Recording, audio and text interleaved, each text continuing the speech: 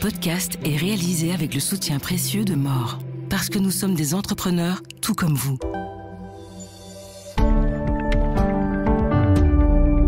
Il avait tout pour ne pas réussir, mais il y est magnifiquement parvenu. Fils d'immigrés tunisiens, il a fondé la chaîne de boulangerie-pâtisserie Le Pain d'Antan, un joli succès qui emploie aujourd'hui 200 équivalents temps plein. Bonjour Hafed Ben Nasser. Bonjour Frédéric. Alors avec vous, je pense qu'on pourrait faire une émission d'1 heure, tant votre parcours et celui de vos parents. Les deux parcours sont vraiment atypiques, mais bon, on a un format limité, donc vous reviendrez plus tard quand on fera un format d'1 heure.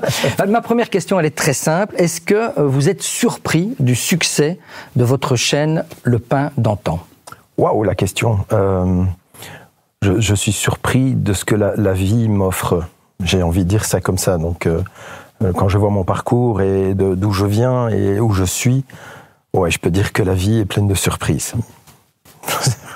On va détailler. On le rappelle, 200 équivalents temps plein, bientôt 14 points de vente, quasi 21 millions de chiffres d'affaires en 2024. Et pourtant, vous avez commencé tout seul dans une petite boulangerie de 45 mètres carrés. Tout à fait. Vous voyez l'image ? Oui. Oui. Non, c'est à revivre, je suis pas sûr, mais ça a été très dur. Les débuts ont été très très durs. Mais vraiment... très dur. J'ai vraiment tout seul, vente, production, dormir par tranche de 10 minutes par terre à côté de mon four. Et j'avais un luxe de dormir 2 heures dans mon lit, mais le reste, c'était par tranche de 10 minutes à côté de mon four, parce qu'il fallait que je bosse et c'était l'enfer. Honnêtement, c'était très très dur les départs. Parce que je reviens un peu même en arrière. On va replanter le décor. À l'école, c'était compliqué. Ah ouais, c'était pas pour moi. Clairement, c'était rester assis 8 heures sur un banc, pas compris en fait. J'ai jamais compris pourquoi je suis là, qu'est-ce que je fais là.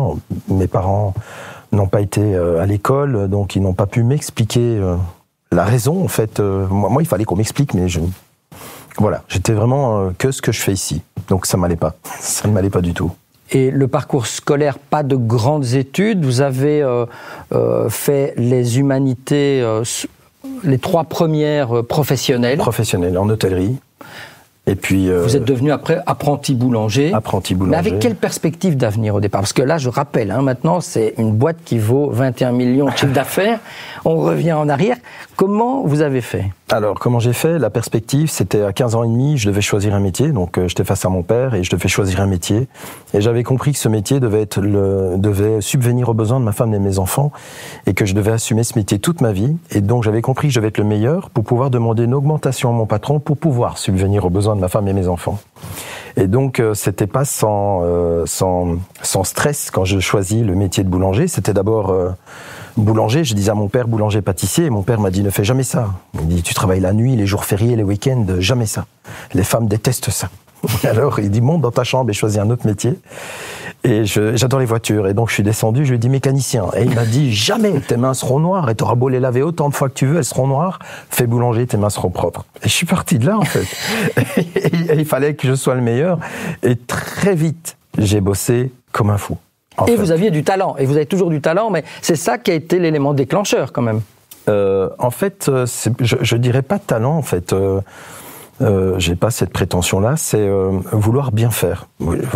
Vouloir bien faire les choses et j'aime ce qui est bon et je me suis découvert un palais et donc je partage mon amour du culinaire avec tous mes clients que je remercie jusqu'à aujourd'hui. Alors dans votre parcours, justement, petit apprenti boulanger, c'est pas péjoratif, vous vous accrochez, vous finissez par reprendre une minuscule, je l'ai dit, boulangerie à Wavre, 45 mètres carrés, seul. Là, on est en quelle année et comment vous avez fait financièrement parlant ? Ah oui, ça c'est une histoire. En fait, j'ai eu envie de dire une petite étoile, c'est d'avoir rencontré des gens qui ont entendu parler de moi et de mon travail en pâtisserie. Et ils m'ont proposé de m'aider à ouvrir ma première boulangerie, ce qui est des gens que je connaissais, mais alors pas du tout. Et donc je fais waouh, j'ai de la chance. Ils m'ont dit non, t'as pas de chance. Si t'avais pas créé et construit tout ce que tu as fait et ton histoire, on ne se serait pas rencontrés. Donc, tu as créé ta chance. Et donc, nous, on nous a aidés pour être là où on est. On s'est promis d'aider un jeune. Et donc, ils m'ont aidé. Ils m'ont fait mon premier chèque. Et suffisait pas pour ouvrir ma première boulangerie. Il suffisait, j'avais pas assez. Et mes parents et ma sœur m'ont aidé financièrement à combler ce trou. Et donc, l'aventure a commencé dans ce petit 45 mètres carrés où mon premier expert comptable m'a dit c'est n'importe quoi, c'est tout petit, il y a aucune réalité économique dans le sens où ok, ça génère un peu de bénéfices, mais tu as pas de projet d'expansion. Et alors je l'ai regardé, je lui ai dit ça vous paraît impossible? Il m'a dit oui. Je lui ai dit ça j'adore. On est en quelle année la première? 2001, le 3 septembre, et à 21h j'ai commencé. Et là, vous l'avez dit, vous faites tout seul, hein, le pain, enfin tout, la vente, vous dormez pas. Mais vous m'avez même dit en coulisses que vous pleuriez tous les jours. Oui, dans les bras de papa, tous les jours. Et comment on s'accroche? Comment, en tant que jeune entrepreneur, on se dit, comment on lâche pas le gant et qu'on dit je continue? Je devais rendre l'argent à ma sœur, à mes parents et à mes amis qui m'ont prêté l'argent.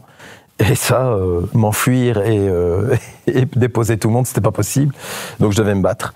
Et donc, et je me suis battu. Donc, mais c'est clair qu'il m'est arrivé en pleurant dans les bras de mon père, en disant mais qu'est-ce que j'ai fait, papa? J'ai juste envie de prendre une valise et m'enfuir tellement c'est dur. Et il me tapait sur la tête en disant ça va aller mon fils, ça va aller. Mais comme un enfant, je pleurais. Hein. C'est dur, c'est vraiment dur. Et donc j'en reviens au talent parce que vous faites du bon pain, des bonnes pâtisseries, donc le bouche à oreille fonctionne. Vous engagez enfin un peu de personnel et vous rachetez une deuxième boulangerie en 2005 à Gembloux. Tout à fait. Puis une troisième. Ça a été facile ce développement? Oui. En fait, oui. En fait, moi, après, de 2001 à 2005, je me suis retrouvé quand même, on était 12 dans ces 45 mètres carrés. Donc, j'avais 6 hommes et 6 vendeuses. Et le challenge, c'était de réussir à produire tout ce qu'il y avait à produire et partir avant que les vendeuses arrivent. Sinon, c'était pas possible, les 12 ensemble. Donc, on avait un super challenge et on était super organisés. D'ailleurs, quand je descendais et que je voyais mes hommes, je leur disais toujours, je sais pas comment vous avez fait, mais merci. Parce que tellement c'était, waouh, c'était vraiment, c'était incroyable la manière dont on gérait ce petit espace et la quantité de produits qu'on produisait. Et en fait, quand j'ai ouvert Gembloux, en fait, c'était une aventure. Je me suis découvert, je dirais entrepreneur. J'ai découvert que ma passion, c'était le projet. Oui. Au-delà du produit. Au-delà du produit, c'était le projet. C'est quelque chose qui me fait vivre, en fait. Et je me rends compte, en fait, que je peux avoir 1000 idées à la minute et je peux rendre dingue n'importe qui. Je peux lui développer plein d'idées. Il va être perdu et il va falloir qu'il prenne note pour essayer de rassembler le puzzle. Et dedans, il y a sûrement une super idée. Je fonctionne un peu comme ça, en fait. Alors, dans votre parcours, il y a aussi un tournant très important qui sera un vrai accélérateur de business. C'est en 2013. C'est l'arrivée de votre frère, Aymen, qui lui a fait des études universitaires et qui vient vous épauler dans vos affaires. Pourquoi il vient? En fait, en ouvrant, en lui présentant la 4e boulangerie qui est Vierde, il m'a regardé et il m'a dit ça va aller les 4 boulangeries tout seul? J'ai dit oui. Et il dit je peux te rappeler que tu as fait un burn-out? Ah oui, c'est vrai, j'avais zappé mon burn-out. Et c'est lui, grâce à lui, que je m'en suis sorti parce qu'il est venu, il m'a emmené direct en Tunisie. Je suis parti une semaine, j'ai dormi 12 heures par jour. Et donc, je m'en suis sorti. Et là, j'ai regardé, je fais OK, c'est quoi l'idée? Tu veux m'aider? Il dit pourquoi pas? Tout se négocie. Et donc, on a négocié pendant à peu près un an, on en a parlé. Parce qu'il était dans le secteur bancaire. Ah oui, il travaillait chez JP Morgan pendant 8 ans au Grand Chez du Luxembourg, et donc il savait de quoi il parlait. Et moi, mon point faible, c'est l'admin. Ça, c'est quelque chose, allumer le PC, commencer à lire les mails, répondre, les fautes d'orthographe, enfin tout, les comptables qui vous posent des questions, tu dis mais qu'est-ce qu'il a posé comme question? Horrible. Et donc mon burn-out venait un peu de là, en fait, de l'admin, de la gestion d'entreprise, qui était pour moi un passage qui était obligatoire, que je détestais. Et quand mon frère est rentré, il m'a dit « Écris-moi tout ce que tu attends de moi ». Je lui ai écrit 15 pages, je pense, recto verso. Il s'y attendait pas du tout.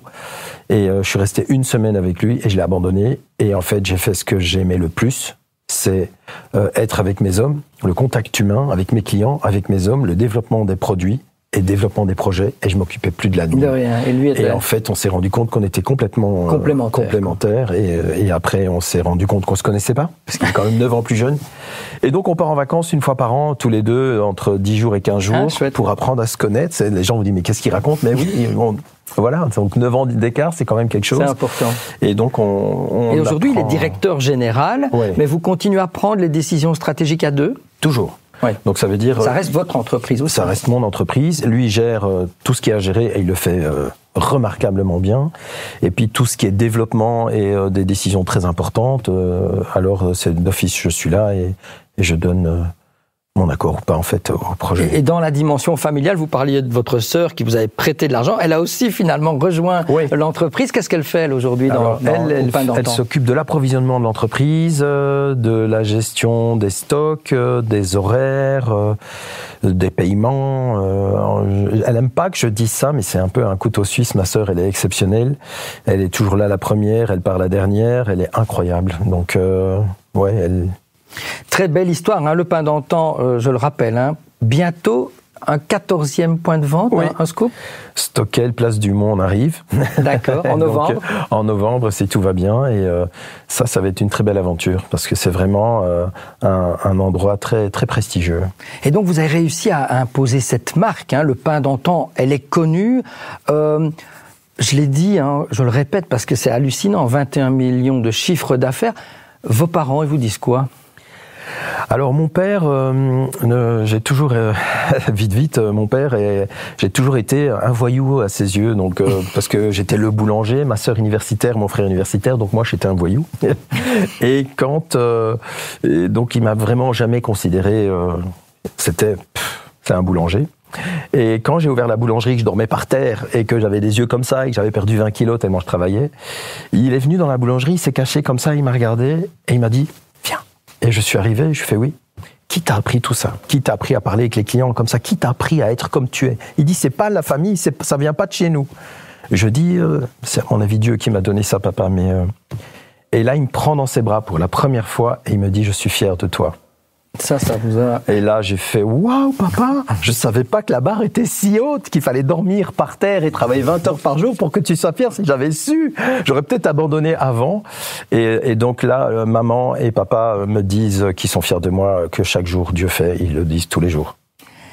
Quand vous regardez derrière vous votre parcours d'entrepreneur, c'est quoi la morale de cette histoire? Ah mon Dieu, la morale de cette histoire, que tout est possible à partir du moment où on maîtrise son sujet. Et moi, je pars du principe qu'il faut maîtriser son sujet. Si vous le maîtrisez, il ne faut pas partir du principe que oui, mais ça existe déjà, je vais pas le faire. C'est faux. Okay. Le soleil brille pour tout le monde. Faites-le de la meilleure des manières. Et vous allez voir que ça va briller un moment ou un autre. Mais ça peut mettre des années. Le pain d'antan a mis des années avant de briller. Ça n'a pas brillé tout de suite. On est tout de suite là à la fin. Vous voyez, on pourrait rester 1 heure, je pense. Mais justement, dernière question. Qu'est-ce que vous diriez à un jeune qui a des envies d'entreprise, d'entreprendre? C'est quoi, et qui n'ose pas le faire, c'est quoi votre premier conseil ou quelques conseils? Maîtriser son sujet, avoir confiance en ce qu'il fait. Mais vraiment le maîtriser. Il ne doit pas faire quelque chose qu'il ne maîtrise pas. Mais vraiment pas. Il le maîtrise. Vraiment. Lance-toi. Lance-toi. Vous pensez que l'esprit d'entreprendre, il n'est pas assez vivace en Wallonie ou on le cultive assez? Je dirais que ce n'est pas donné à tout le monde, je le découvre avec le temps, de gérer l'humain. Ouais.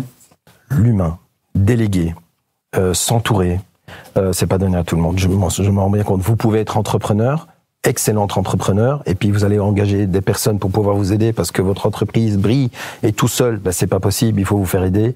Et là, vous vous rendez compte que vous savez pas gérer l'humain. Et donc, ça marche pas. Et donc, il faut savoir gérer l'humain, il faut savoir bien s'entourer. Et je suis très bien entouré, j'en suis ravi. Merci la vie. Eh bien, merci beaucoup à Fred Ben Mercer d'être venu nous raconter votre très belle histoire et la belle histoire du pain d'antan. Le pain d'antan, c'est dans la boîte.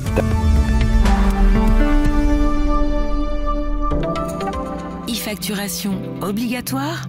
Transformez-la en avantage. Préparez-vous avant les autres. Automatisez vos flux, c'est moins d'erreurs, plus de cash et un temps d'avance. More parce que nous sommes des entrepreneurs tout comme vous.